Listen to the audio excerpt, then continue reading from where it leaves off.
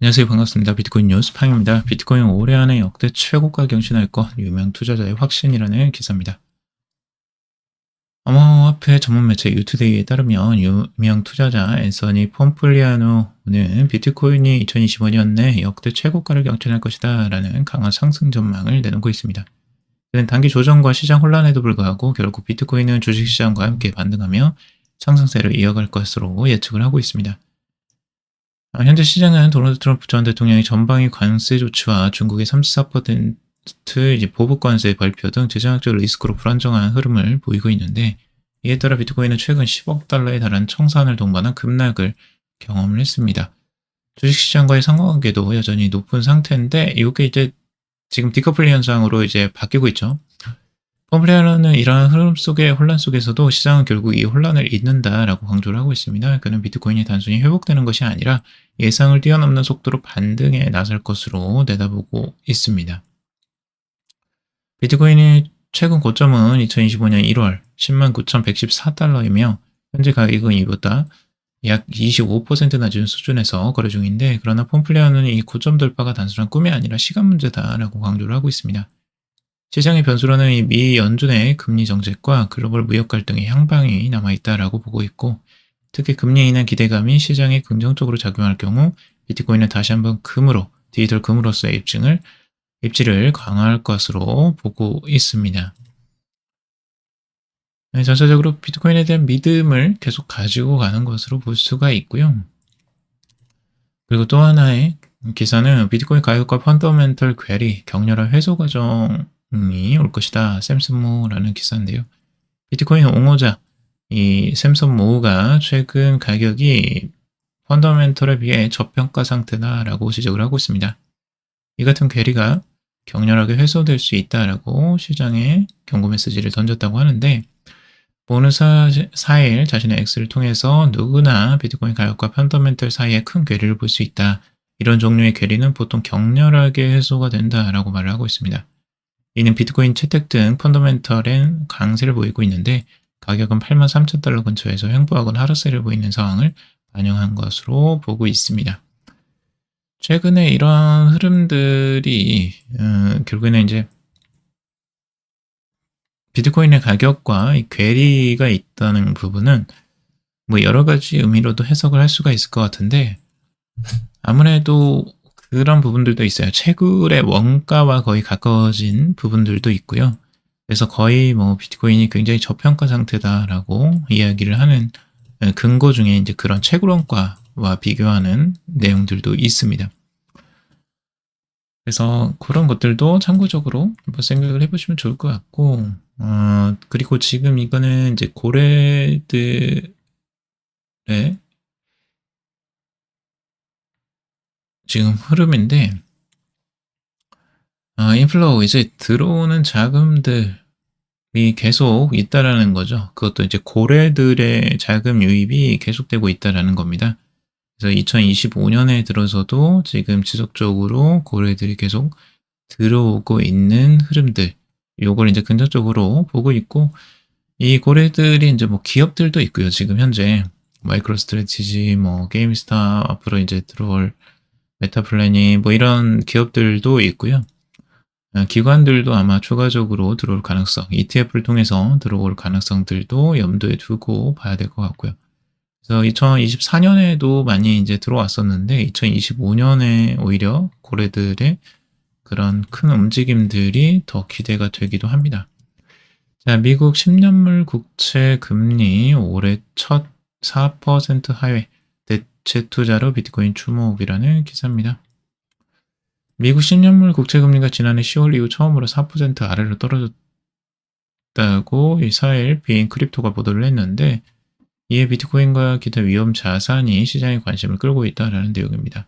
국채금리 하락과 비트코인이라는 내용인데요.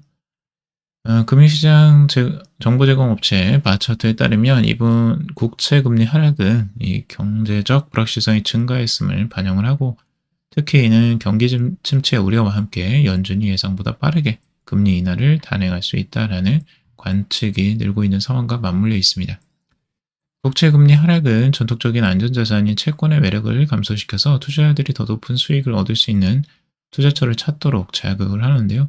역사적으로 금리가 하락하면 실제 수익률 감소로 인해 유동성이 늘어나고 위험 자산에 대한 선호가 증가했고, 이는 비트코인과 알트코인의 상승으로 이어졌다라고 보고 있습니다. 그래서 결국에는 이제 이런 안전자산, 이 구체의 금리가 이제 떨어질수록 매력이 이제 하락을 하잖아요. 그래서 더 높은 수익률을 얻을 수 있는 다른 자산을 찾게 되는데, 지금 이제 그 자산 중에 가장 그래도 흐름이 안정적으로 흐르고 있는 게 비트코인입니다. 다른 자산들, 뭐 미국의 나스닥, S&P 모두 다 떨어졌고 5% 이상 하락을 보여줬고 단기적으로, 그리고 금도 지금 하락세로 다시 돌아섰고, 뭐 유가도 떨어졌고요. 대부분 다 떨어졌습니다. 근데 비트코인만 잘 버텨주고 있어요. 신기하게도.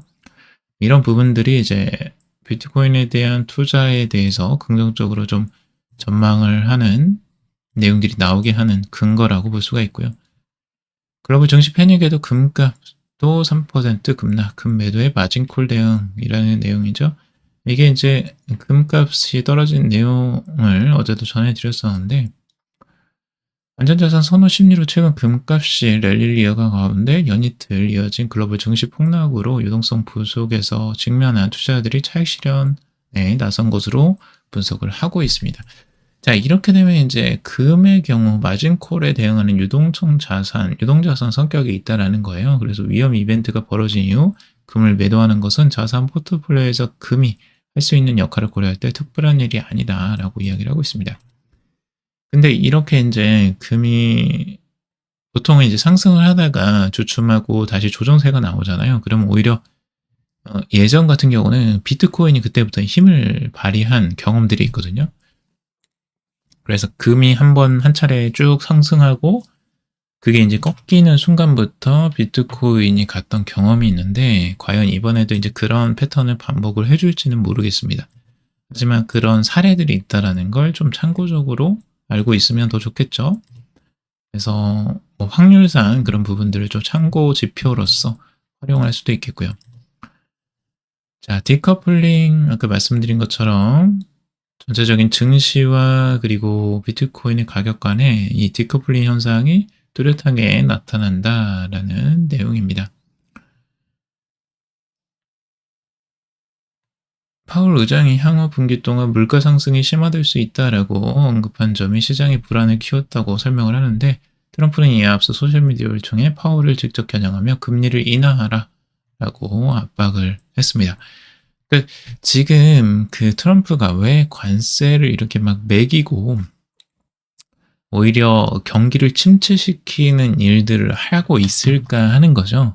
이거 이제 잘 생각해 보면 결국에는 금리를 인하시켜서 돈을 풀게 하고 싶은 거야. 결국에는 경기 부양을 하는 가장 이제 최고의 방법이 이제 돈을 푸는 거라고 트럼프는 생각을 하는 거고, 근데 그 일을 하기 위해서 계속 이제 전초 작업들을 한다라고도 분석을 할 수가 있습니다.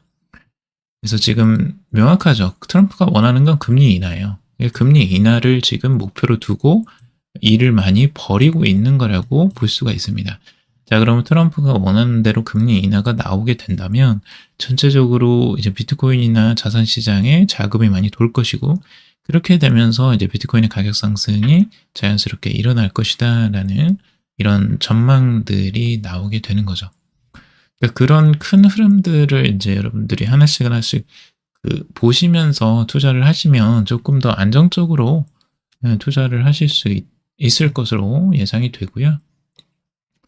특히 지금은 이제 비트코인과 주식도 완전히 이제 분리가 돼서 움직이고 있어요. 디커플링이 되고 있어서 결국 이제 시장 불확실성 속에서 비트코인이 해지 수단으로서의 주목을 받고 있는 게 아니냐라고 애널리스트 코리 베이츠가 발언을 했습니다.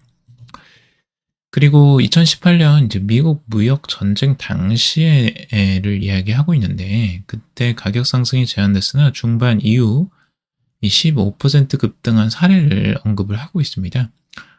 그래서 그때에도 이제 한동안 가격 상승이 억제되다가 15%가 급등을 했다는 거죠. 근데 이번 관세 전쟁과 금리 인하 압박이 복합적으로 작용할 경우 이 비트코인의 변동성과 상승 가능성 모두 확대될 수 있다라고 내다보고 있습니다. 요 흐름들이 어느 정도 이제 다 나오고 난 다음에 이런 부분들이 비트코인의 변동성, 상승 가능성에 모두 긍정적으로 오히려 영향을 미칠 수 있다라고 분석을 하고 있는 거죠. 그래서 이런 부분들을 한번 여러분들이 개별적으로 한번 생각을 해보시고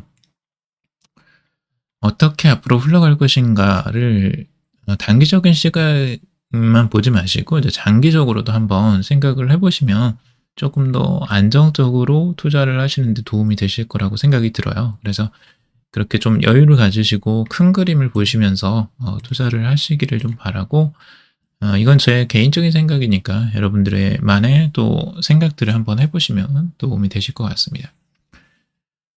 투자에 관련된 정보들은 참고사항일 뿐이고 조언이 아니니 이 투자할 때 여러분들 스스로 꼭 판단하시고 결정하시길 바라고요. 오늘 방송이 또 도움이 되셨다면 좋아요, 구독, 댓글 달아주시면 감사하겠습니다. 방송 들어주셔서 정말 감사합니다.